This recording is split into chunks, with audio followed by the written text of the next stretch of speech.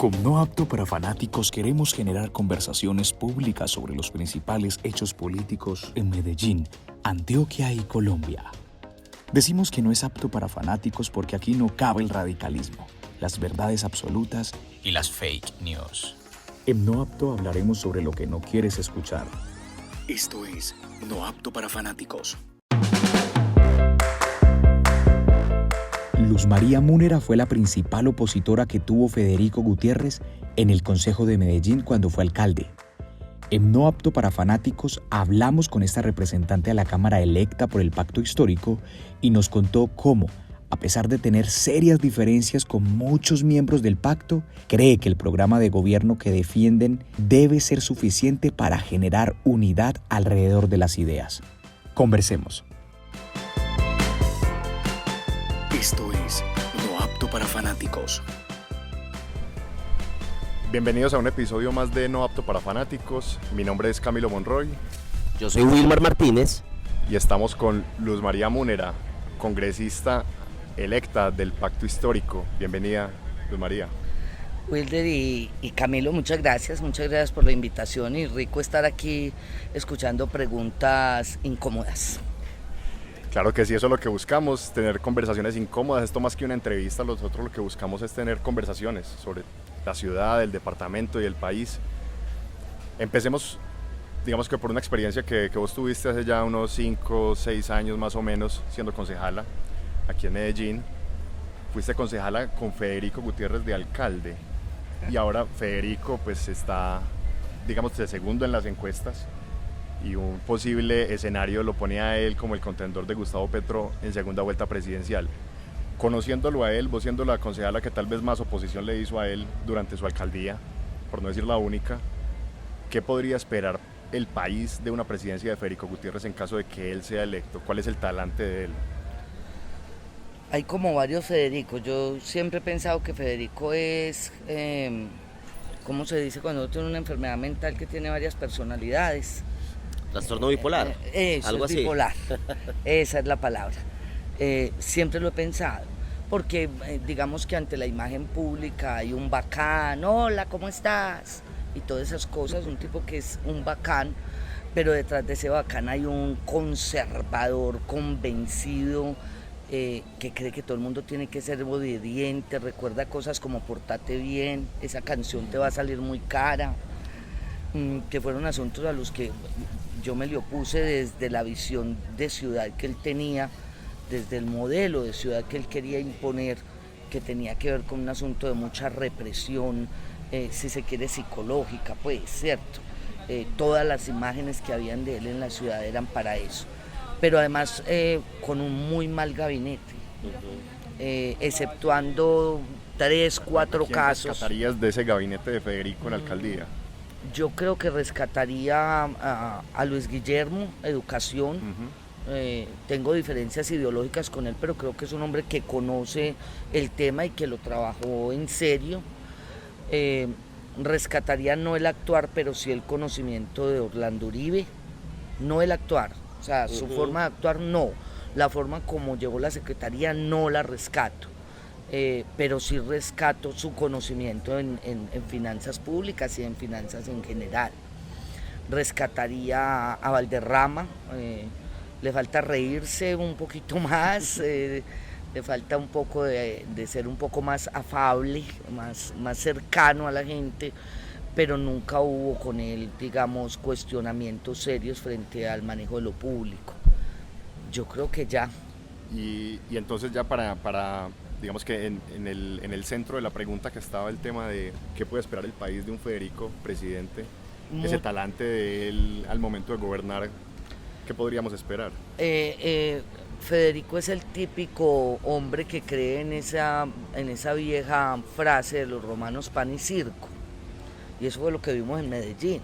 O sea, un tipo que salía a coger pillos, que eso además era mentira, un tipo que armaba un lío porque estaba amenazado, también era mentira. Un tipo que detuvo habitantes de calle y los puso ante la opinión pública como si fueran los grandes vendedores de drogas y después tenían que soltarlos pues porque eran, y absolutamente todo lo volvió un show. Acuérdate de Fico Show, un hombre manejando muy bien muy bien las comunicaciones para engañar a la ciudadanía, o sea, tendríamos, porque afortunadamente no va a ganar, tendríamos un presidente show todo el tiempo, manejando por debajo de cuerda muchas cosas muy malucas, un muy mal administrador público, no sabe de lo público. Yo me impresionaba mucho con él y ahora en campaña todavía me impresiono, pues porque fue concejal, y la concejalía, si tú la haces seriamente, si la coges en serio, pues es un posgrado en administración pública. Es una maestría en administración pública si sos juicioso, y él pasó por ahí y no le sirvió le sirvió para muy poquito. Recordemos hace poco, plata es plata, es una cosa que entonces tendríamos un muy mal administrador público y mucha represión. Volviendo, Luzma, un poco también al tema de Medellín, pues hoy es claro que la ciudad está atravesando un momento difícil, hay unas confrontaciones que están siendo complicadas por parte de muchos sectores, y vos públicamente claramente has sido crítica incluso de la alcaldía de Daniel Quintero desde antes. Recuerdo el episodio del queso, por ejemplo, en diferentes puntos de la ciudad, que salieron algunos hablando frente a la necesidad de cuidar lo público.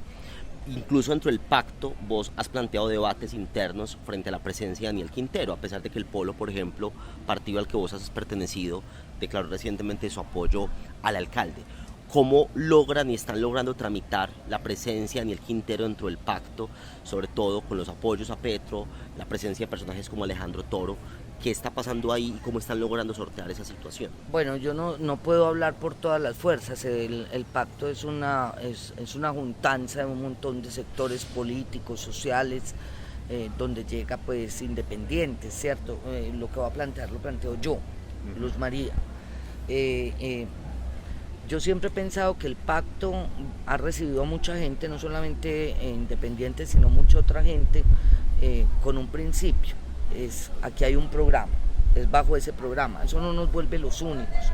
Yo seguiré siendo Polo Democrático Alternativo, incluso con la decisión de mi partido hace poco, ¿cierto? Yo saqué una objeción de conciencia frente a eso, y ellos seguirán siendo independientes. Es decir, aquí no hay hoy una propuesta de volvernos uno solo.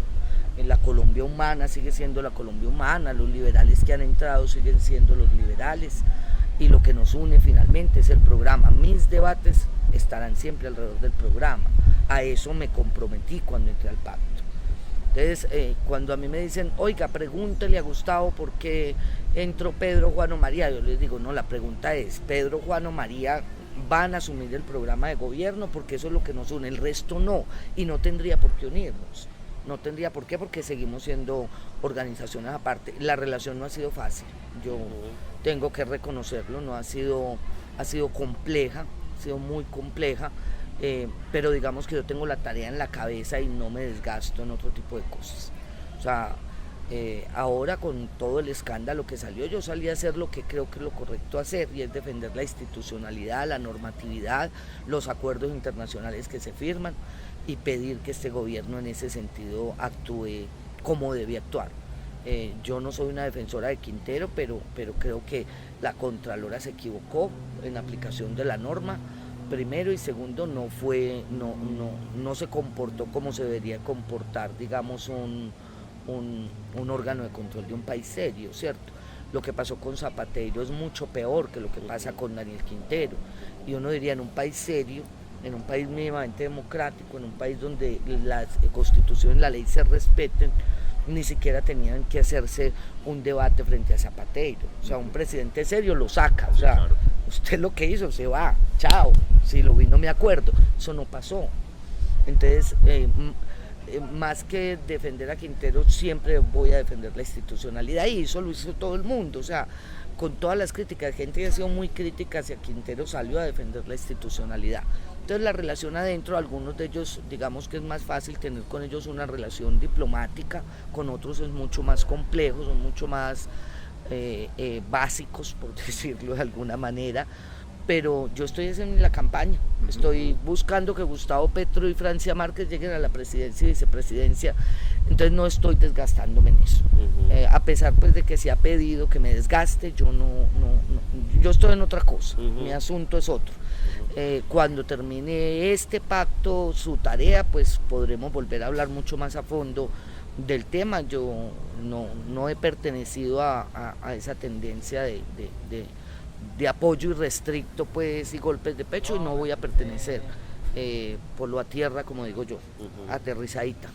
A mí se me hace que para estas elecciones el progresismo, por decirlo así, pues digamos que el pacto, el polo, lo que se enmarca en la Colombia humana, entendió tal vez lo que no había entendido en elecciones anteriores, y era empezar a hacer concesiones con ciertos sectores políticos con un programa de gobierno de por medio, ¿cierto? Sí. Y que eso es lo que hoy tiene a Gustavo Petro punteando, casi que a punto de ganar en primera vuelta, algo que hace 2 años era algo pues como impensado.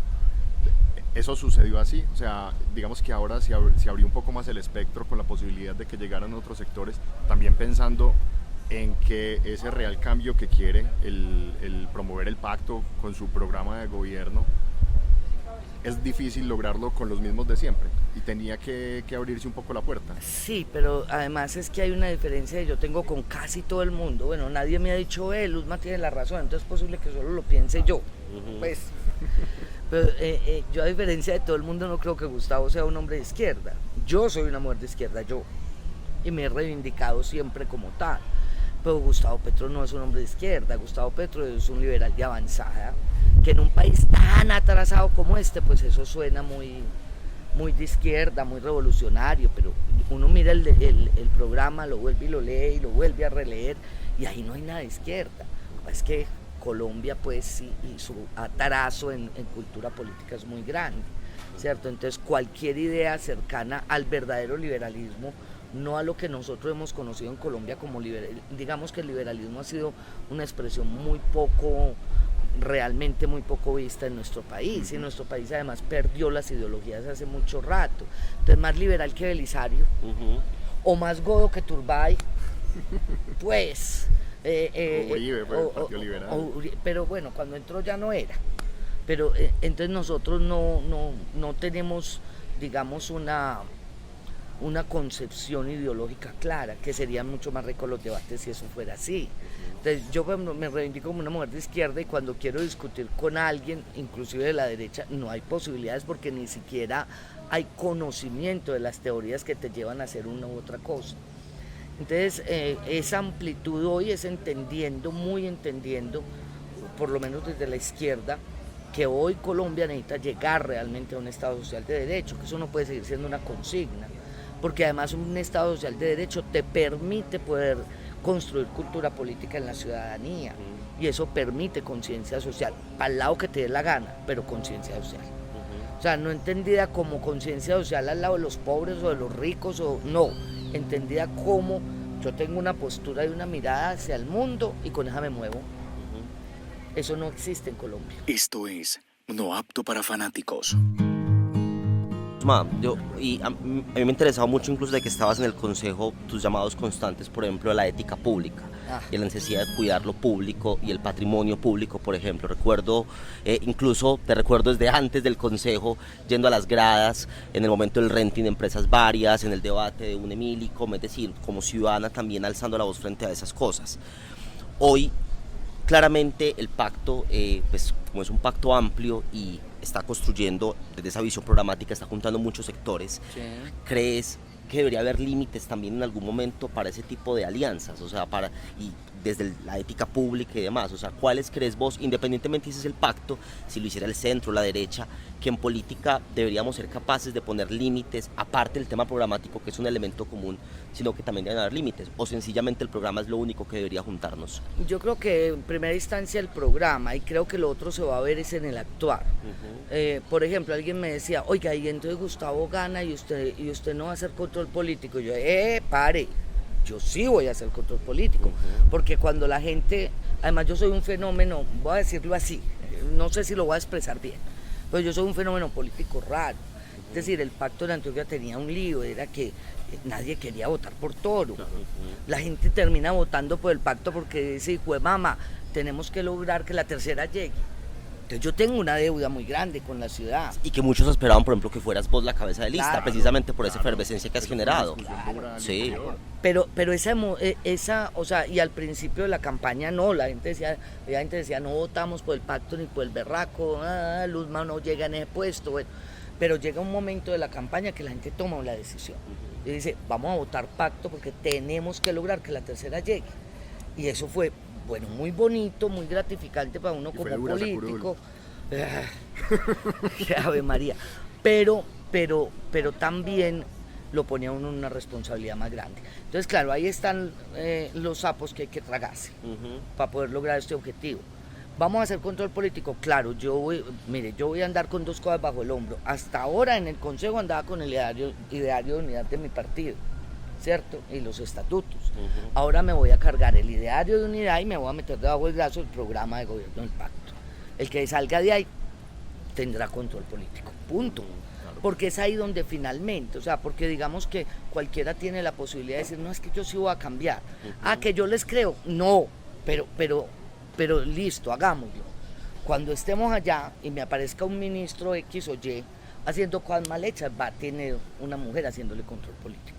Se lo debo a la ciudad y al país. O sea, lo que pasó en redes cuando no llegaron sino 2. Y lo que pasó en redes cuando llegué, o sea, esos 2 eventos. O sea, el llanto de la gente porque no llegó Luzma y después la euforia de la gente y la credibilidad lo ponía a uno en una situación muy tesa. Entonces la ética para mí seguirá siendo primordial. Alguna vez me preguntó una señora, Luzma, ¿y uno cómo se pasar por quién vota? Yo la miraba, porque mi primer tropel en el consejo fue porque yo salía a contarle a todo el mundo cuánto he ganado un concejal. Y eso pues, eso nunca se había dicho. Y es muy poquito. Entonces, sí, para la labor que se tiene. No solamente eso, es que en promedio cuando sumas, restas, quitas impuestos, en esa época eran 4 millones de pesos mensuales. Dígame quién se enriquece con eso. Nadie. De manera decente, eso sirve para vivir cómodo, punto, si sos buen administrador. Que si no, pues tampoco. Pero entonces yo le decía, mire, fácil, si usted votó por un concejal o una concejala, que entró siendo estrato 3 al consejo y al año es estrato 50, no vuelva a votar por él porque es un ladrón. Sí, algo está haciendo raro, pues, con toda seguridad. Entonces esa ética tiene que mantenerse ahí. Y tiene que mantenerse una visión también muy amplia frente a, y no para justificar, porque también se utiliza para justificar, ¿no? Frente a cómo mirar los intereses de la nación, del departamento, del municipio. Y eso tiene que pasar por la ética, no por el bolsillo. Tiene que pasar por la ética. Entonces, no es un ejercicio fácil. Y si lo haces de manera individual es peor. Por eso los equipos de trabajo son tan importantes. Ustedes recuerdan, en el consejo yo siempre daba las gracias, incluido el conductor, a todos. Entonces, si tenés un buen equipo, pero además no te comportas como el jefe, sino que este es mi equipo que me asesora, con quien debato, discuto, me pongo de acuerdo, me agarro del pelo. Cuando no nos ponemos de acuerdo, pues toca meter el machete y tomar decisiones. Pero escucha, Claro, de eso se trata. una vida colectiva que te permita escuchar para tomar las mejores decisiones. Esa ética es fundamental en todo y sobre todo hay que vigilar, Pues la gente no se puede seguir enriqueciendo. Yo una vez les dije en el consejo, oiga, ustedes qué sienten por la noche cuando se sientan a la mesa con su familia, con sus hijos y los ven comer y saben que comen gracias a la miseria que ustedes generan todos los días. ¿Y alguien dijo algo? No, pues me odiaban. Con la mirada decían todo. Pero es la verdad. Yo me siento con un arroz con huevo con mis hijos y estamos felices. Pues eso salió del trabajo. Ahí estás mencionando todo ese tema en el consejo.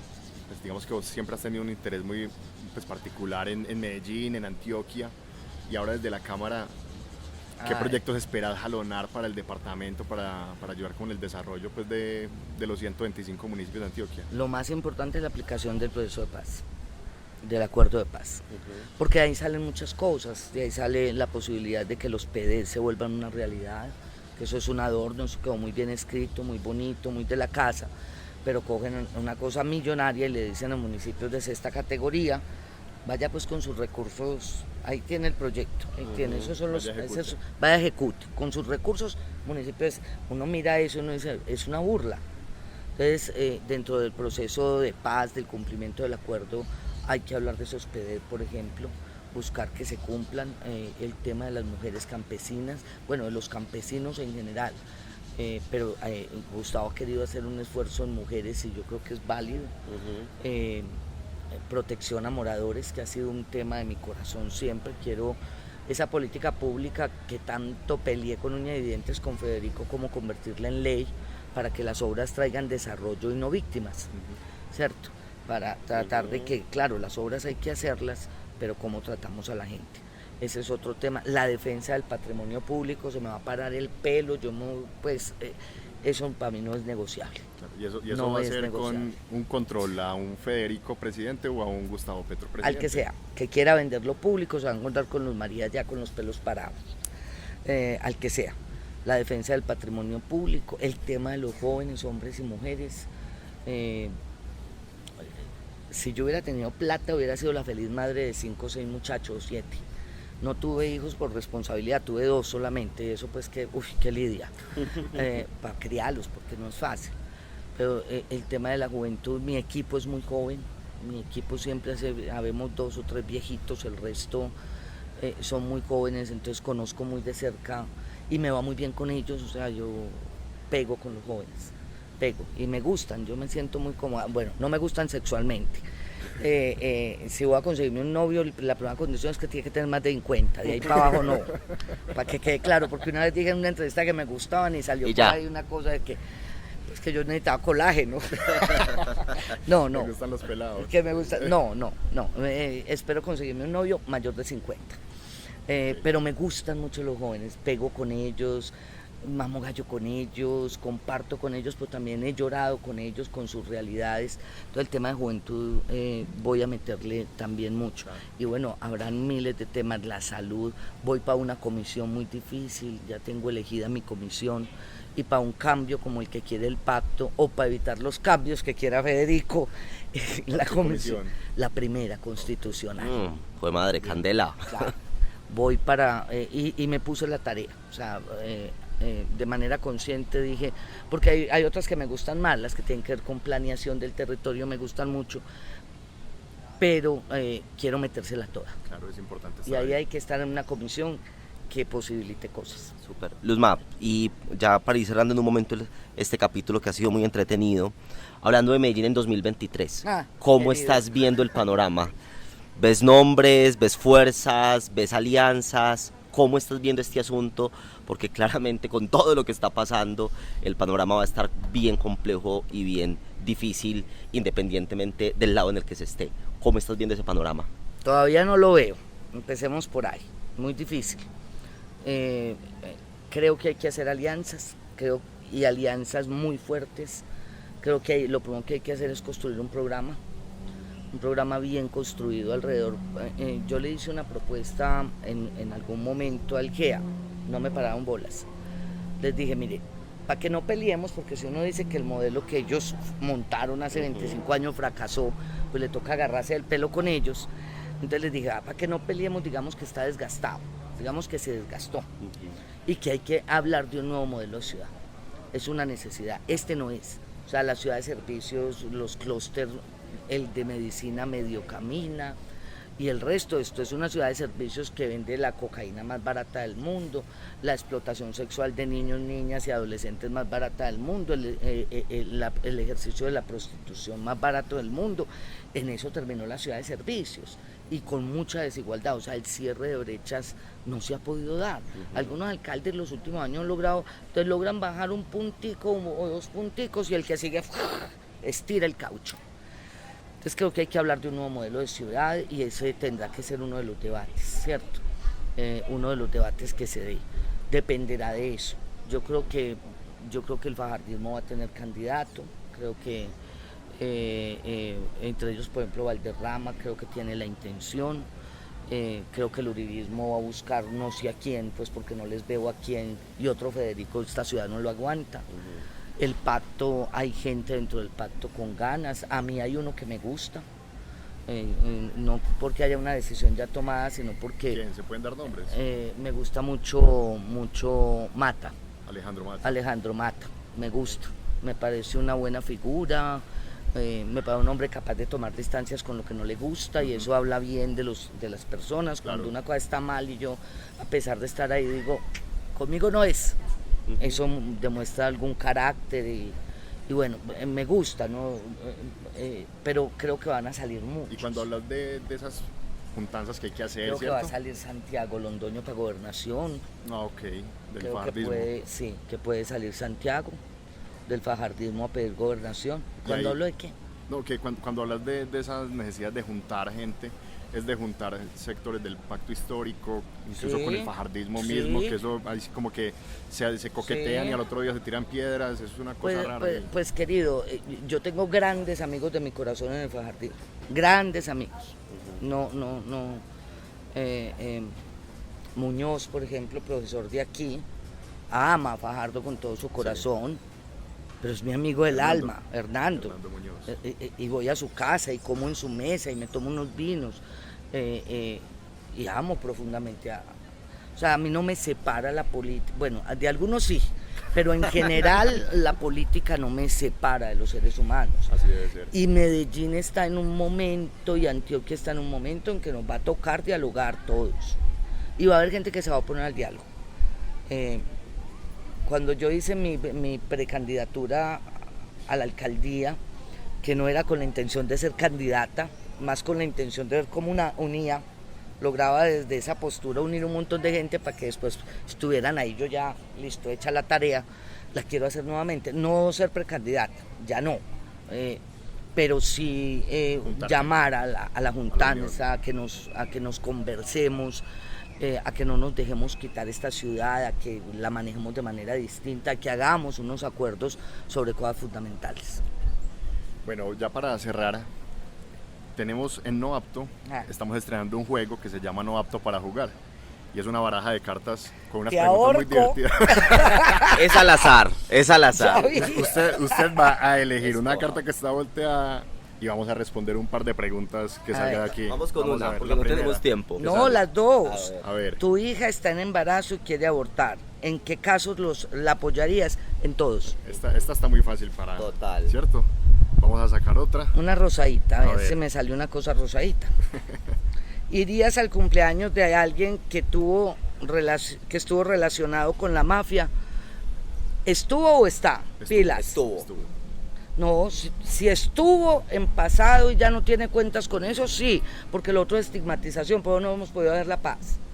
De acuerdo, Porque si estuvo, sí, si está, no. de acuerdo. Luzma, muchas gracias. A De ustedes, verdad, muchas gracias.